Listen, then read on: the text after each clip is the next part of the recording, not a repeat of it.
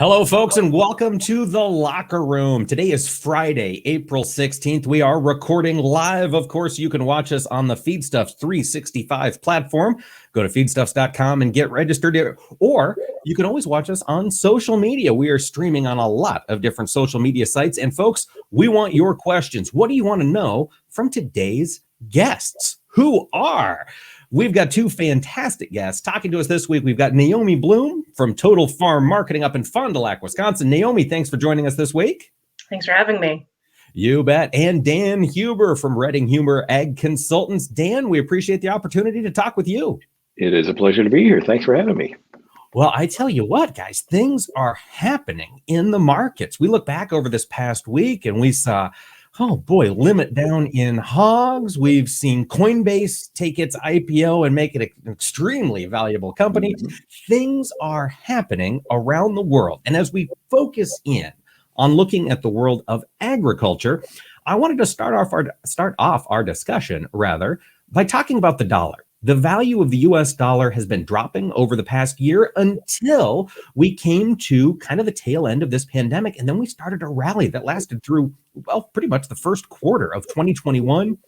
It's broken. We've been on a downtrend. Dan, when you take a look at a dollar chart like this one, what's your gut feeling on where this thing is headed?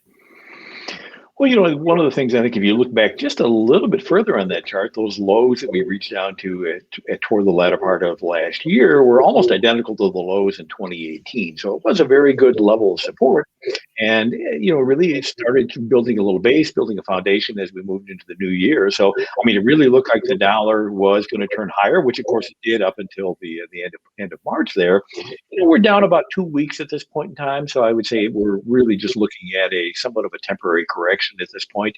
Nothing really fundamental that changed. If anything, when you look at some of the recent economic numbers that have come out, the U.S. really looks to be in very good shape, particularly compared to Europe and many other countries. China would be the exception there with a 18% GDP in the first quarter. But regardless, it's I think when you look at the longer term thing, the longer term picture of the dollar, it looks relatively positive. So I think as we move into the latter part of this year, that's going to create some headwinds in the commodity markets.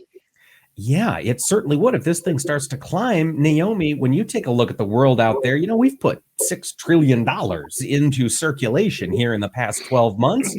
Does strength in the dollar look pretty apparent to you as well? It does definitely seem to be that way. Strength definitely in the United States and the dollar as the consumers are coming out of the COVID hibernation and spending their COVID cash. Tax returns are available now to people as well. So there's a lot of demand there for consumer products. Pent-up demand, I think you're going to see travel start to increase. And around the world, just as was said before, the dollar in the United States seems to be leading the way for now. The outlook does look good. One thing just to point out is how the dollar finished up today on a nearby support level.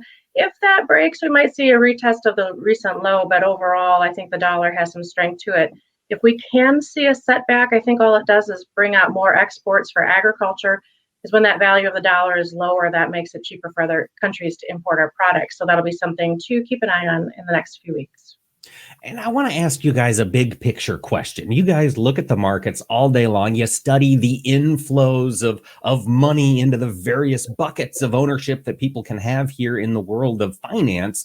And we've got a lot of people with more money in their bucket. You mentioned, Naomi, stimulus checks have gone out. I'd forgotten about tax returns, but you bet refunds are coming out right now. Housing markets across the country are on fire. Lumber is going to the moon. Crude oil's up $100 here just in the past 12 months. Is inflation on the way? And I think the question really in the minds of folks in agriculture is, will it be long lasting? Naomi, what's your gut tell you on your inflationary expectations heading into the summer? I think we are seeing it. I think we're definitely starting to see it across the United States and around the world.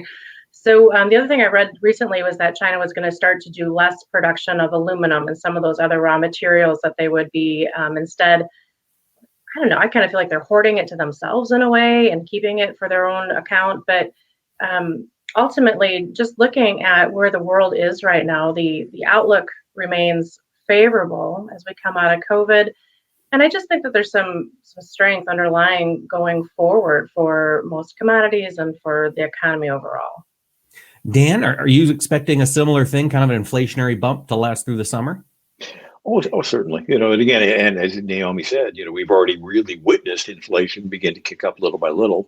One thing that maybe as compared to some periods in the past when there was a lot of money flowing around, people have tended to, particularly it happened after the 2008, 2009 debacle in the financial markets or the financial world period. And I think after this last year, people have probably tended to become better savers. And if they're better savers, that's a little less. Not that they're not going to come back and spend, and we're going to get that post-COVID rebound, but that also tends to temper the inflationary factors to a certain extent. But boy, in the commodity markets, when we have food prices, meat prices, you name it, accelerating the way that we have, how can you not have inflation step back into the economy? And, so, Dan, that brings up a good point. I'm curious your take on it. So I was just talking with my husband and with some of my clients, and we thought, boy, this housing market is reminiscent of 2004. Mm-hmm. And then when I'm looking at my peers, they're cashing in and buying like the bigger SUVs, and all of a sudden there is all this spending, and it does seem like it's less borrowing or credit debt, and people have the cash. Right. But then there's a part of me that's so nervous because I remember 2004, and then the years that followed when that recession began. So part of me is a little bit nervous and on edge, and I'm just curious your take on things too.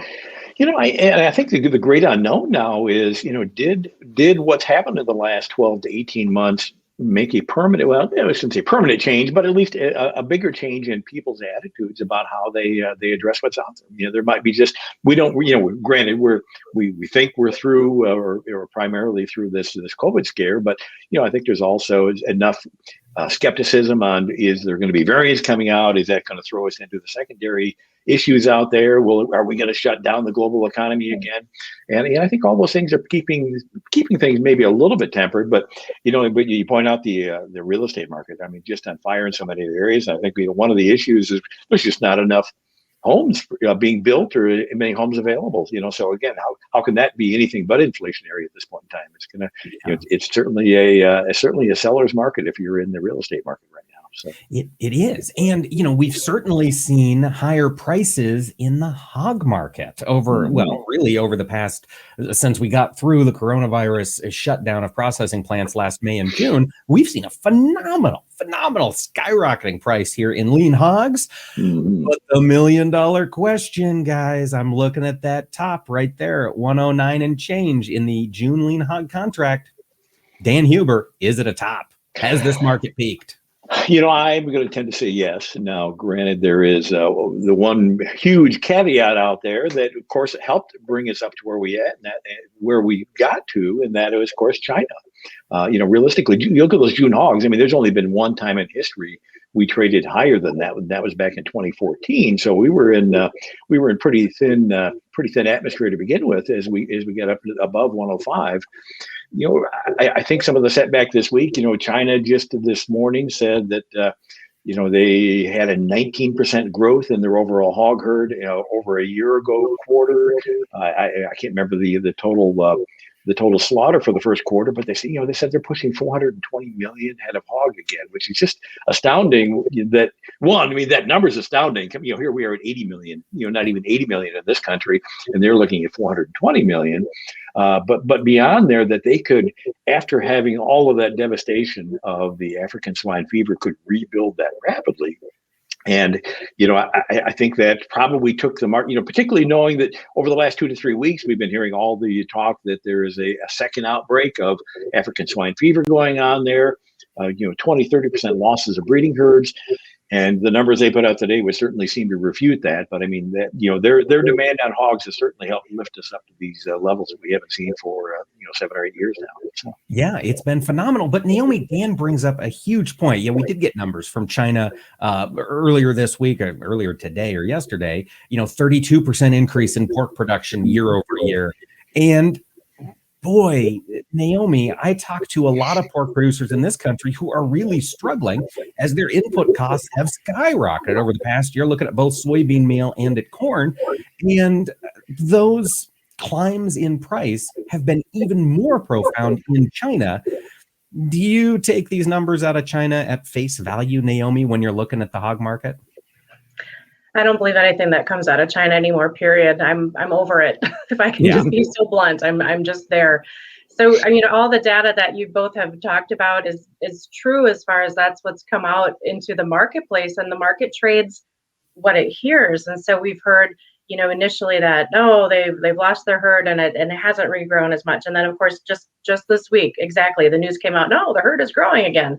So it's so tricky to know what is and what isn't. And so I think the only thing we can do is actually keep tabs on what our export market is going to be doing in the coming weeks. And so far, we're at our second best year ever, behind last year, of course. And so the exports had been there. Now, I think this week it was lower for sure.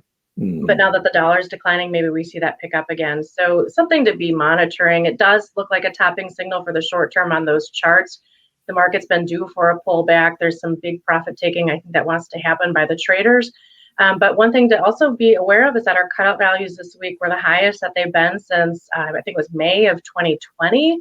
So there is some demand there happening. I mean, I know that I bought baby back pork ribs, 2 huge packages at the store this week for grilling this weekend. So there's demand that's coming domestically, and I think the demand is still there globally. So we'll see what China does. It's never what they say, it's what they do. So I'm curious to see their actions in the coming weeks. Right.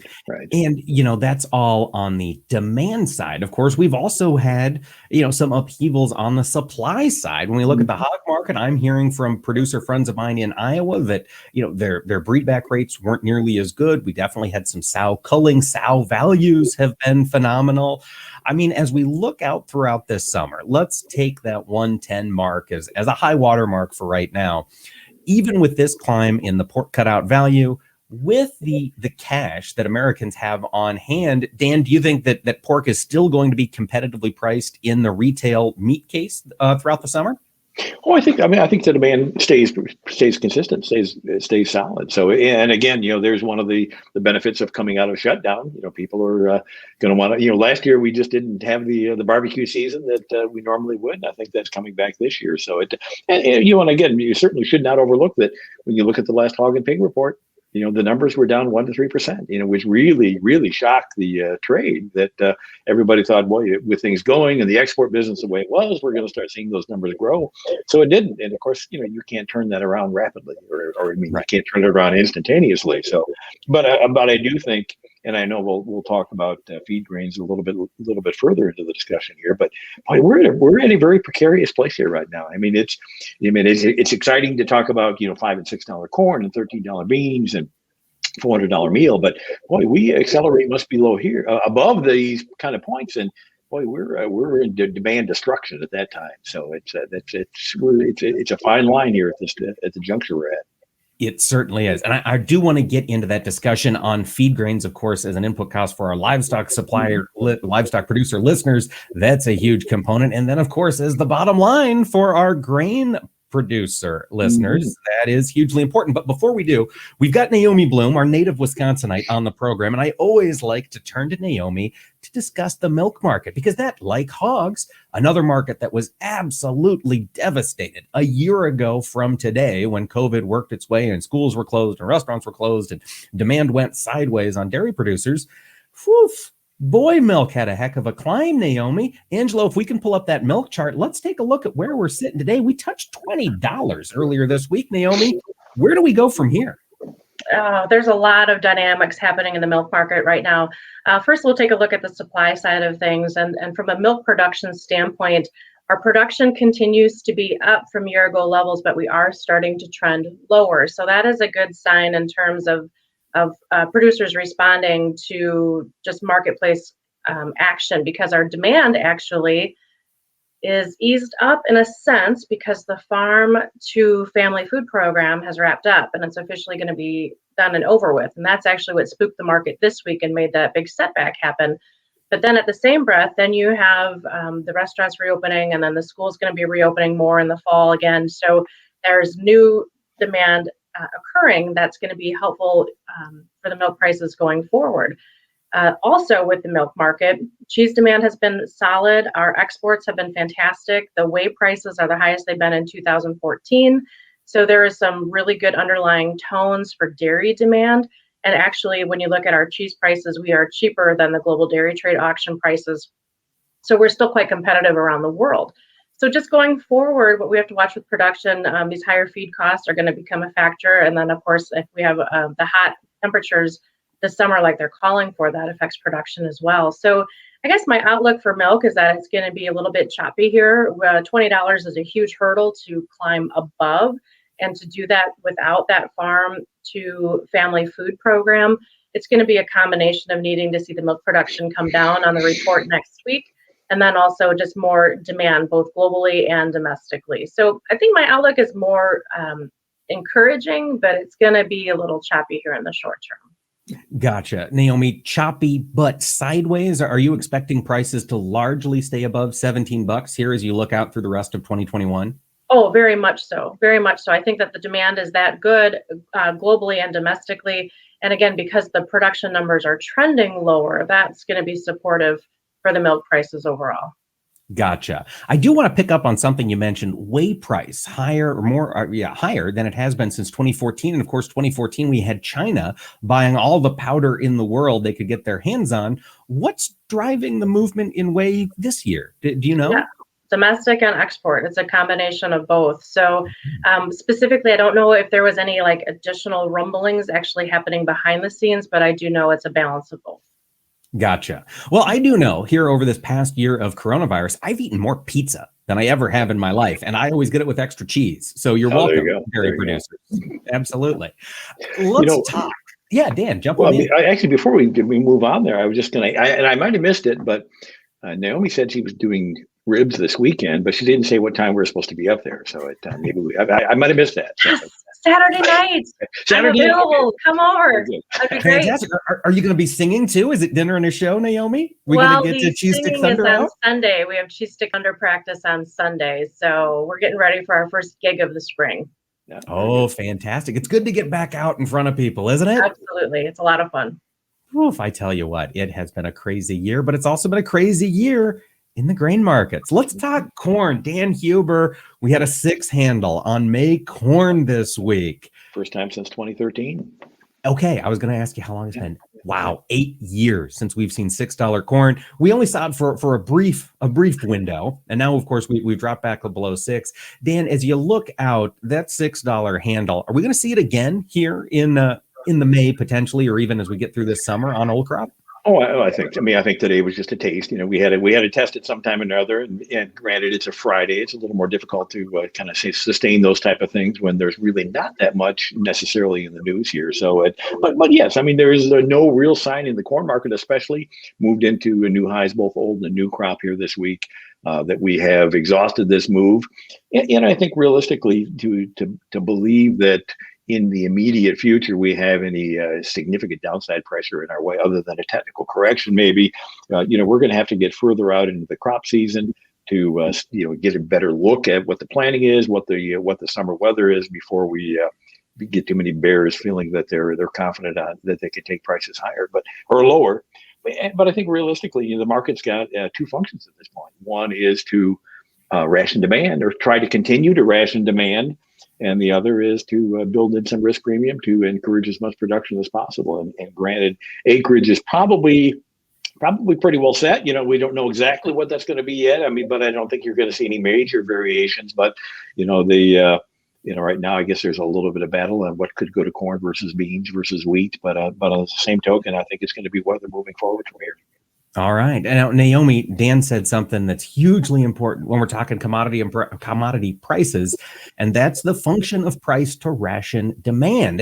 You work with a lot of folks in all different aspects of agriculture. Naomi, as you're talking to producers who need corn as an input, whether it's your friends on the ethanol side, whether it's a dairy producer, a hog farmer, anybody besides perhaps a cattle feeder who is definitely seeing demand rationed at these prices and the cost of gain climbing a little too high. For the rest of those segments, at $5.75 cash corn, are we rationing demand?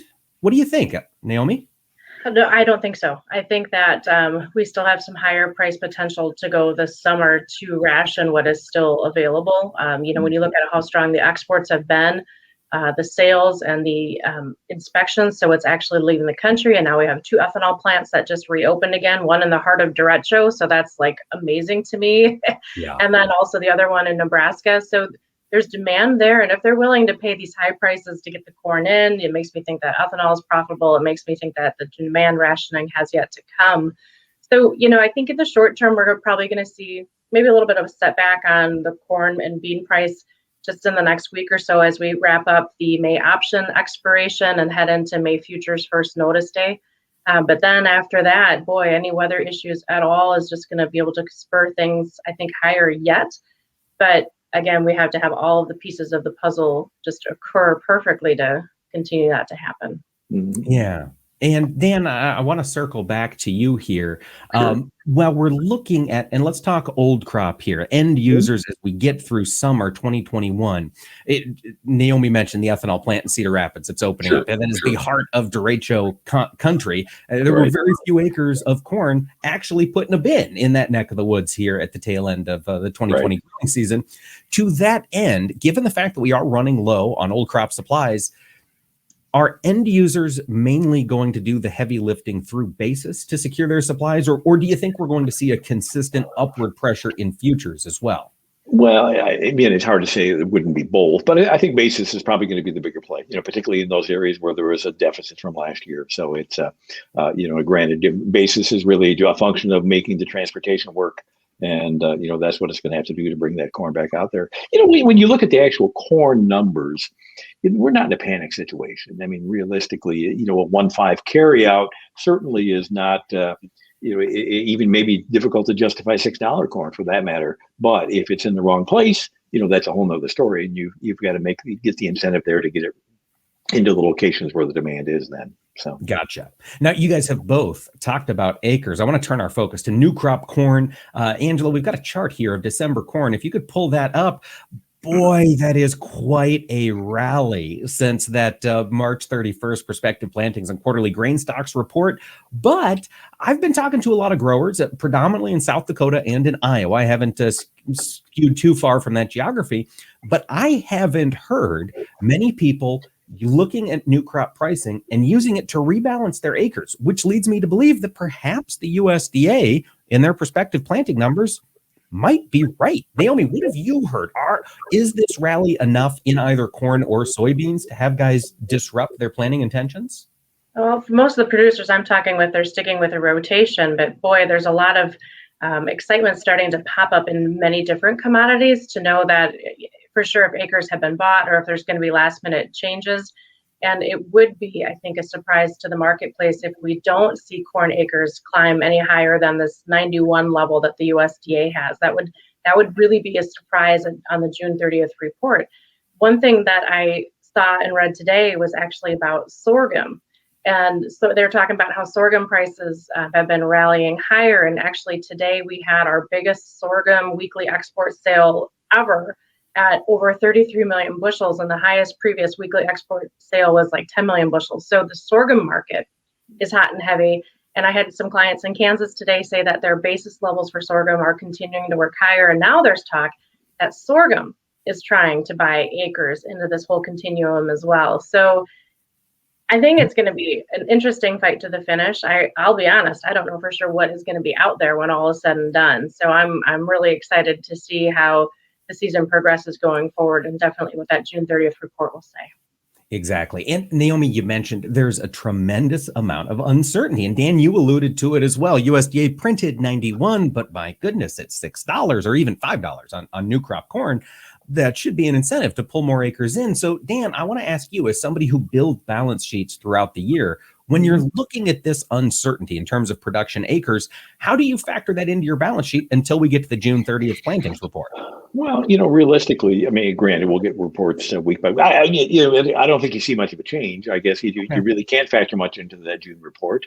I think when you look historically, you don't generally see significant changes, particularly in the increase from that March 31st report. You'll see changes in the other direction because of delayed planning and those kind of things. So, the challenge, of course, I think, is so many farms have not only set up a certain rotation program, they have the infrastructure of their farm developed to handle certain crops as well. So it's not just necessarily easy to go over to soybeans if your whole infrastructure is geared around corn. So it's yes, that means that the outlying areas, or maybe some of the lesser produced crops that could get a swing. But already you look at where the growth was on the corn acres in the report in March. Boy, it's already up in the plains. So it's which brings in a whole other topic, which is, can we look at substantially better than trendline yields when all of the acreage growth is in areas that are probably tend to have lesser yields than we would in the I states? So. Absolutely. I mean, that's going to be a huge risk as we go forward. And you mentioned we're seeing this explosion of acres on the fringe. And I don't say that to be disrespectful to any of our producers in the Dakotas. Of course, Dakotas have been growing corn for forever, but they also continue to grow more and more soybeans. We've got a few minutes left. I want to switch our discussion over to soybeans. North Dakota, Cass County, North Dakota, I believe the soybean production leader of America in terms of the country. Exactly, Dan. And North Dakota is entirely in a drought right now. As you take a look at new crop beans, Naomi, what are your thoughts here on the new crop bean market? Go ahead and take it, Dan. No big deal. That's okay. That's okay. Just giving you a hard time. Naomi, what are your thoughts here on new crop beans? We're going to see this price continue to move higher? I am very still bullish on the beans, and especially towards that new crop level. I mean, we absolutely need 90 million acres. We need 91 million acres. The ending stock situation doesn't get any bigger unless we get those acres planted. So demand is there right now. And I think going forward, we'll probably see the exports for demand come down a little bit as we see other crops become a substitute. So there's always that potential as prices get high enough. But right now, the beans need all the acres they can get.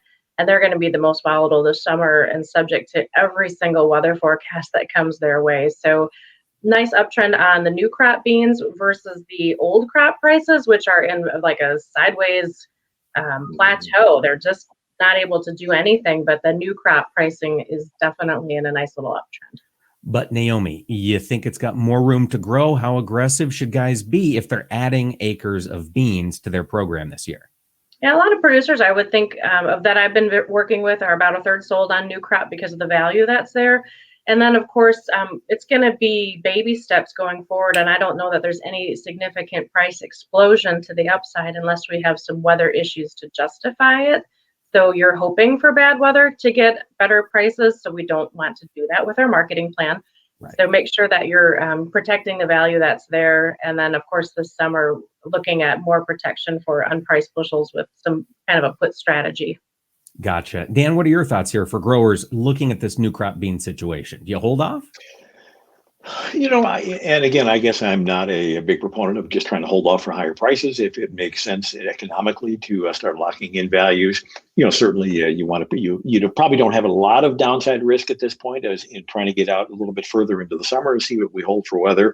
$13. And again, I've kind of had an objective for some time on Novi beans between 13 and 13 and a half, and I think it is when you look at the kind of return on investment, most places are going to look at that point. Good management, good risk management skills would say, those are times to take advantage of that. So there's always the old saying that the greedy get needy. So you don't necessarily want to fall in that category. So absolutely, and hogs get slaughtered, right?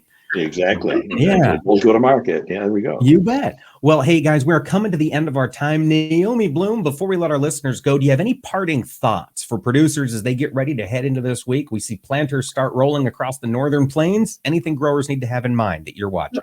Well, just make sure you're watching these markets every day because there's so much volatility happening in the world.